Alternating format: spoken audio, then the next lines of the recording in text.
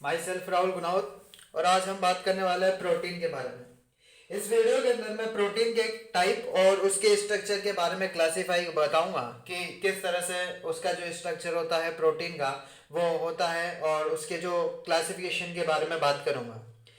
Generally अगर protein की बात की जाए तो प्रोटीन एक पॉलीमर्स है हमारे अमीनो एसिड का।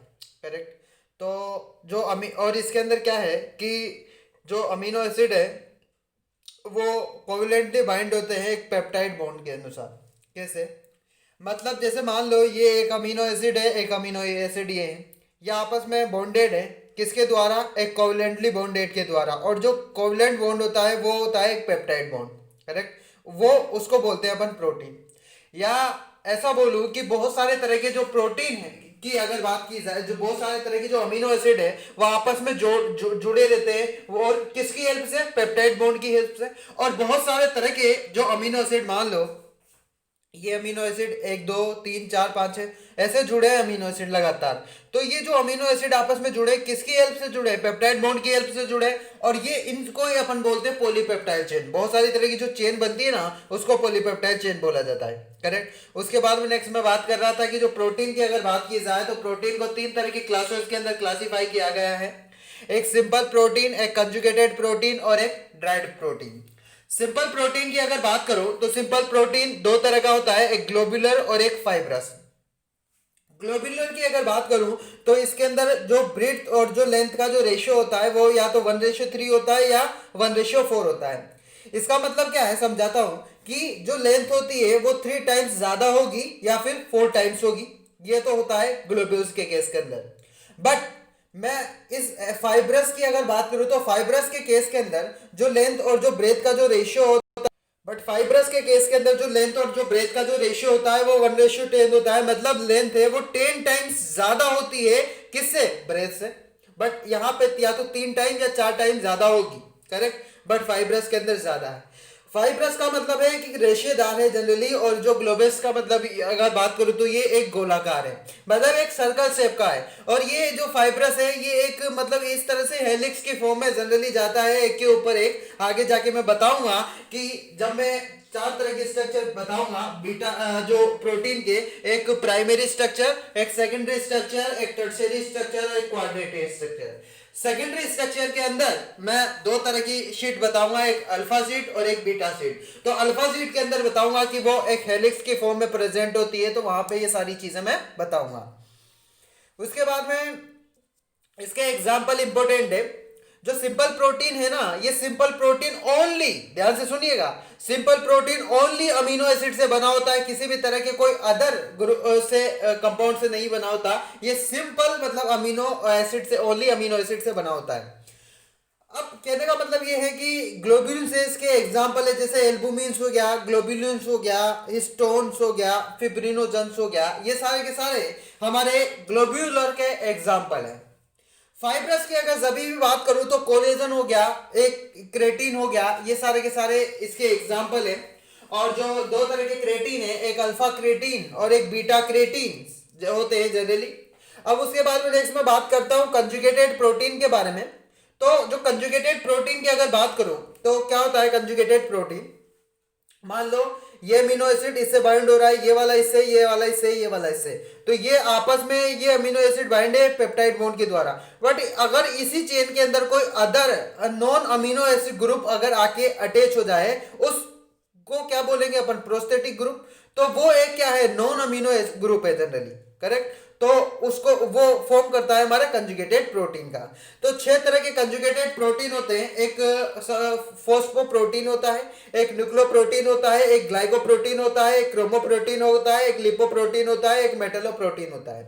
और जो ये कंजुगेटेड प्रोटीन के जो नाम है ना, ये इनके जो प्रोस्थेटिक ग्रुप के जो नाम है उसके बेसिस पे ही जो कंजुगेटेड प्रोटीन है इसके नाम दिए गए हैं। जो फॉस्फोरिक जो फॉस्फोरिक एसिड जो फॉस्फो प्रोटीन है उसके अंदर उसका जो प्रोस्थेटिक ग्रुप है फॉस्फोरिक एसिड। न्यूक्लियोप्रोटीन के अंदर आता है न्यूक्लिक एसिड। ग्लाइकोप्रोटीन के अंदर आता है कार्बोहाइड्रेट, और इसको ही अपन म्यूकोप्रोटीन भी बोल सकते हैं। ग्लाइकोप्रोटीन या म्यूकोप्रोटीन बात एक ही है कि अगर कार्बोहाइड्रेट प्रोस्थेटिक ग्रुप की तरह काम करता है तो वहां उसको मैं ग्लाइकोप्रोटीन या म्यूकोप्रोटीन भी बोल सकता हूं। क्रोमोप्रोटीन नाम से पता चल रहा है, क्रोमो मतलब पिगमेंटेशन से रिलेटेड है, लिपोप्रोटीन मतलब लिपिड से रिलेटेड है, और मेटलोप्रोटीन मतलब मेटल से रिलेटेड है। ये हुई हमारे कंजुगेटेड प्रोटीन की बात।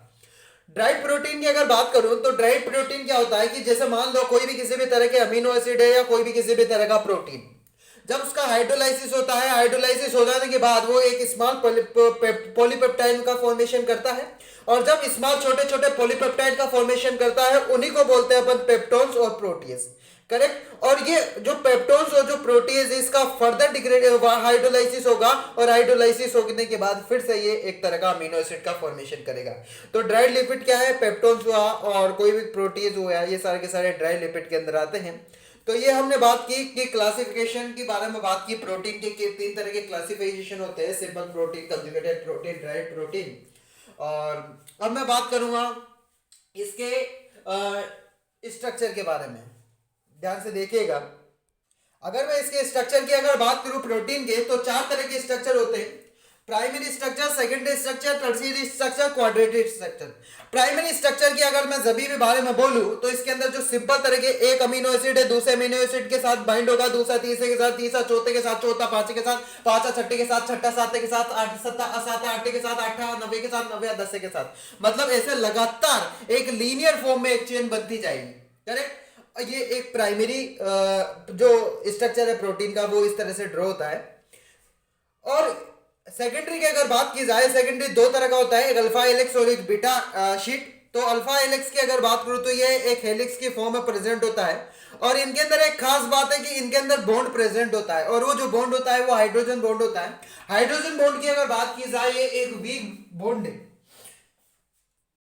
तो हाइड्रोजन बॉन्ड की बात कर रहे थे, तो हाइड्रोजन बॉन्ड एक तरह का वीक बॉन्ड है। अब ये तो हुई हमारे अल्फा की बात। अब मैं बात करता हूँ बीटा शीट। बीटा शीट ये है कि जैसे कोई 2 चेन है, अगर ऐसे पढ़िए, इनके बीच में हाइड्रोजन बॉन्ड होता है, या फिर ये है इस तरह से जिग-जैग की फॉर्म में भी प्रेजेंट हो सकती है। तो ये एक लीनियरली भी प्रेजेंट हो सकती है, या कोई भी किसी भी तरह की जिग-जैग की फॉर्म में भी प्रेजेंट हो सकती है, दोनों की फॉर्म में प्रेजेंट हो सकती है, और इनके बीच में एक हाइड्रोजन बॉन्ड जनरली प्रेजेंट होता है। टर्शियरी स्ट्रक्चर की अगर मैं जब भी बात करूं तो इसके अंदर क्या होता है कि जैसे इसके अंदर अल्फा और बीटा शीट दोनों होती है।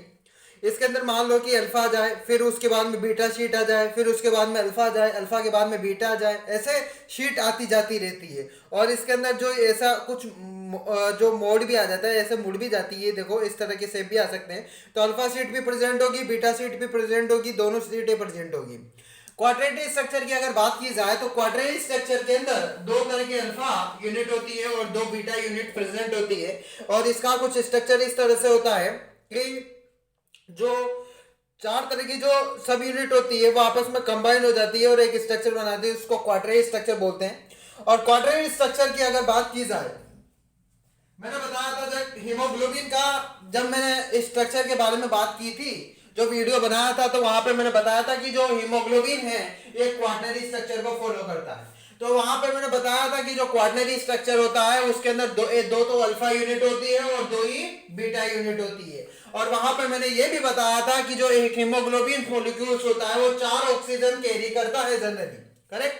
तो ये सारी चीजें मैंने वहां पे डिस्कस कर लिया था, वहां पे मैं बता चुका हूं सारी चीजें। तो आशा करता हूं कि ये जो प्रोटीन की अगर बात की जाए, प्रोटीन के क्लासिफिकेशन, प्रोटीन के स्ट्रक्चर, इनको मैंने शॉर्ट में बताया है। यहाँ पे एक अगला वीडियो और बनाऊंगा जिसमें मैं डिटेल में बताऊंगा कि वास्तव में जो चीजें हैं वो किस तरह से होती है, वो सारा आपको एनालाइज करना बताऊंगा। बट यहाँ पे जो ये वीडियो है एक शॉर्ट में है, जनरली इमेजिन बन जाती है कि प्रोटीन के अंदर जनरली अपन पढ़ते क्या क्या चीजें हैं। तो आशा करता हूँ कि वीडियो आपको पसंद आया हुआ होगा। अगर ऐसा हुआ है तो please like share and subscribe my medicos studio YouTube channel, और इसके जो नोट्स है वो अपने टेलीग्राम चैनल पे अपलोड कर लूंगा मैं, वहां से आप देख सकते हो। Thank you.